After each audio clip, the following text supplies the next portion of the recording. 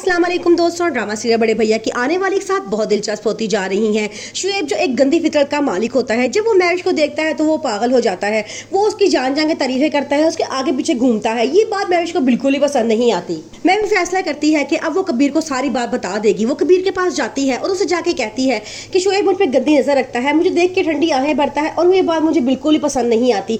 आगे से कबीर जो ये बात मानने को तैयार नहीं होता, वो कहता है कि हो सकता है तुम्हें कोई गलत फहमी हो, लेकिन मैरिज कहती है ऐसी कोई गलत फहमी नहीं है।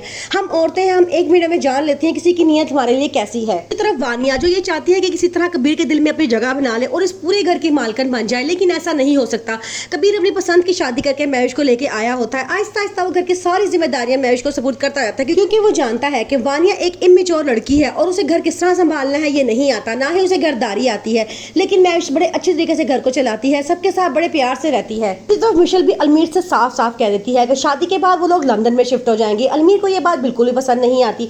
वो कहता है कि ऐसा मैं हरगिज नहीं करूंगा, मैं अपनी फैमिली को छोड़ के कहीं नहीं जाने वाला। लेकिन वो उसे बहुत फोर्स करती है, कहती है कि तुम मैच्योर हो, सेटल इंसान हो, तुम वहां चले जाओगे तो कोई फर्क नहीं पड़ता, अपनी फैमिली से मिलते रहना। लेकिन अलमीर साफ इनकार कर देता है और कहता है कि अगर तुमने मुझसे शादी करनी है तो करो, नहीं तो ना सही। मैरिज को किचन में काम करता हुआ देख के शुएब फौरन किचन में आ जाता है और जान के मैरिज का हाथ पकड़ने की कोशिश करता है। मैरिज को बड़ा गुस्सा आता है, वो उसके मुंह पर थप्पड़ मार देती है और कहती है कि इस तरह की हरकत आइंदा अगर आपने मेरे साथ की तो मैं आपका हाथ तोड़ के रख दूंगी।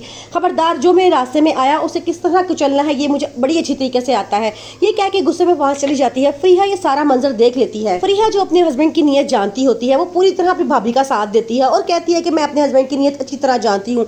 इस बात का शुएब को बहुत गुस्सा आता है। अब वो कोई और तरीके निकालता है किस तरह फरीहा से बदला लिया जा सके। फरीहा को वो मुंह बंद रखने का कहता है और कहता है खबरदार, अगर तुमने मेरे खिलाफ गवाही दी तो मैं तुम्हें तलाक दे दूंगा। वो फरीहा को अपने साथ मिला लेगा और मैरिज के खिलाफ उस घर में बातें करना शुरू कर देगा। कभी भी मैरिज से बदजन होता जाएगा। ये सारी वानिया की एक चाल होती है। वो शुएब के साथ मिलकर जान के ऐसा कर रही होता है कि मैरिज को बदनाम किया जा सके और कबीर की नजरों में गिराया जा सके। मिशेल जो अलमीर से कहती है कि शादी के बाद अब घर में कोई काम नहीं करेगी, ना वो रोटियां पकाएगी ना ही वो बच्चे संभालेगी। आगे से अलमीर कहता है कि तुम कैसी बातें कर रही हो, हर औरत यही काम करती है। तो वो कहती है कि हम शादी के बाद लंदन शिफ्ट हो जाएंगे। अलमीर ये बात सुनकर बड़ा परेशान हो जाता है। वो कहता है मैं अपने भाइयों से दूर नहीं रह सकता।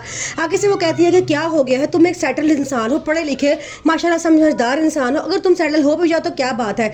आगे से वो कहता है कि नहीं, मैं अपने बहन भाइयों से दूर नहीं रह सकता। इतने साल में उनके बगैर रहा हूँ, मुझे पता है मैं कैसे रहा हूँ, अब मैं उनके बगैर रहने का सोच भी नहीं सकता। वो ये कहकर उसे टाल देता है। मिशेल खामोश हो जाती है और कुछ नहीं कहती। जो हर वक्त फरीहा के पीछे पड़ा रहता है, वो उसे ज़हनी तौर पर टॉर्चर करता है। वो उसे कहता है कि अब तुम मां नहीं बन सकती। वो गलत रिपोर्ट बनवा कर ले आता है और कहता है कि अब तुम आगे कभी जिंदगी में मां नहीं बन सकती।